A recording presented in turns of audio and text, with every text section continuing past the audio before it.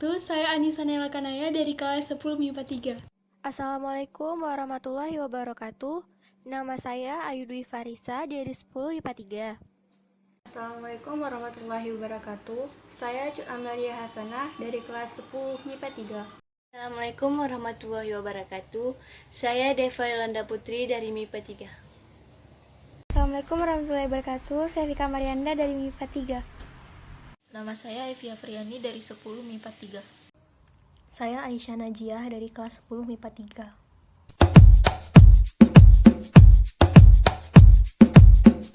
3. Akan menjelaskan mengenai jalur perdagangan internasional dan regional Indonesia yang berkaitan dengan masuknya Islam ke Nusantara atau Indonesia.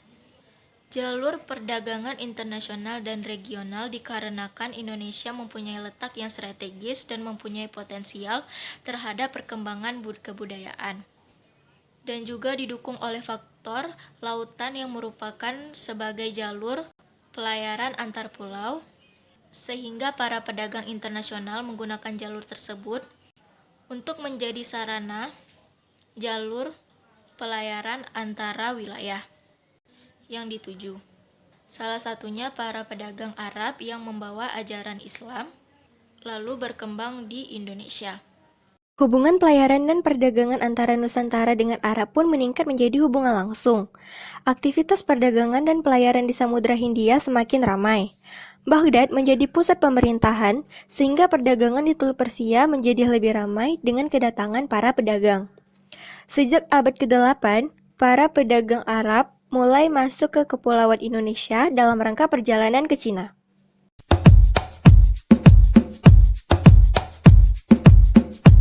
Saya akan membahas bukti Islam datang ke Indonesia melalui jalur perdagangan. Islam datang ke Indonesia melalui jalur perdagangan adalah dari catatan dinasti Tang yang berjudul Hasitangsu atau Sejarah Dinasti Tang, yang menyebutkan bahwa pada 674 Masehi ada pemukiman perdagangan Arab di Polusin atau Barus, pantai barat Sumatera. Sekarang kita akan masuk ke pembahasan. Kondisi geografis Indonesia sebagai jalur pelayaran dan perdagangan membuat Indonesia menjadi daerah pertemuan para pedagang yang tidak hanya orang-orang lokal tetapi juga ada bangsa lain seperti Arab, Cina, Persia, dan India. Masuknya agama Islam ke Indonesia melalui jalur perdagangan telah dibuktikan oleh bangsa Cina dan kemudian diperkuat oleh catatan Tom Price. Catatan-catatan ini menunjukkan bahwa pedagang-pedagang dari bangsa Arab memasuki Indonesia dan menyebarkan agama Islam pada abad ke-7 Masehi. Maka dari itu, daerah pertama yang mendapatkan pengaruh Islam adalah Indonesia bagian barat, karena merupakan jalur perdagangan internasional, dan daerah-daerah ini berkembang menjadi beberapa pusat kerajaan Islam.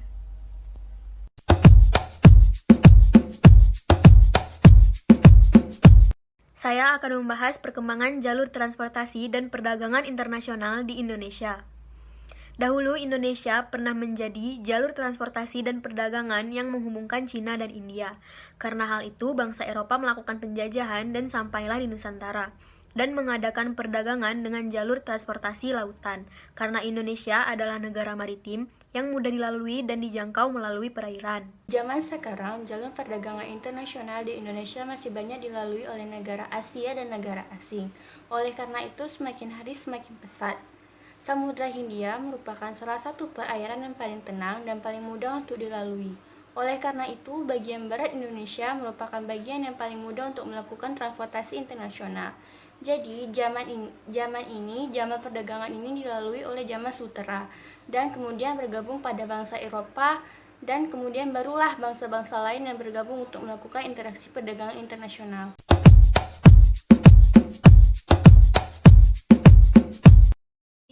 Saya di sini ingin menjelaskan dampak yang ditimbulkan oleh proses masuknya Islam ke Indonesia melalui perdagangan. Tentunya di pembahasan ini mempunyai dampak positif dan dampak negatifnya itu sendiri bagi Nusantara. Dampak positif yang ditimbulkan adalah: 1. Tidak adanya perbedaan kasta. Maksudnya adalah Islam mengajarkan kepada kita bahwa tua, muda, kaya itu sama saja. Intinya kita harus saling menghormati dan menyayangi, karena yang membedakan di mata Allah itu hanyalah amal. Yang kedua, penghormatan kepada wanita itu lebih tinggi. Dan yang ketiga, hidup masyarakat itu lebih tentram dan lebih terarah. Maksudnya adalah kita harus saling menyayangi antara tetangga. Karena di saat kita susah, tetanggalah yang paling dekat dengan kita. Dan yang keempat, lebih mengutamakan pendidikan. Karena Islam memberi kedudukan yang lebih tinggi terhadap orang yang punya ilmu. Terima kasih.